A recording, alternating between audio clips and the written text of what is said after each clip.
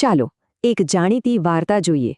ઈચ્છા, નિષ્ફળતા અને આપણી હતાશા વિશે. વાર્તાની શરૂઆત થાય છે એક મોટા ગાઢ જંગલથી. સમય છે ઉનાળાની બપોરનો. અને અહીં આવે છે આપણું મુખ્ય પાત્ર, એક શિયાળ જે ભૂખ અને તરસથી ખૂબ જ હેરાન હતું. ખોરાકની શોધ કરતાં કરતાં આ શિયાળ એક ખેતરમાં આવી પહોંચ્યો. અને ત્યાં એણે કંઈક એવું જોયું કે બસ મોઢામાં પાણી જ આવી ગયું. એ હતો દ્રાક્ષનો માંડવો, પાકી રસદાર દ્રાક્ષના મોટા મોટા લૂમખાથી ભરેલો. શિયાળે વિચાર્યું, વાહ, આ દ્રાક્ષ તો કેટલી સુંદર અને મીઠી લાગી રહી છે. બસ પછી શું હતું, શિયાળે ઉપર લટકતી દ્રાક્ષ મેળવવા માટે કોશિશ શરૂ કરી દીધી. પણ એક મોટી તકલીફ હતી. દ્રાક્ષ તો પહોંચની બહાર ઘણી ઊંચે હતી.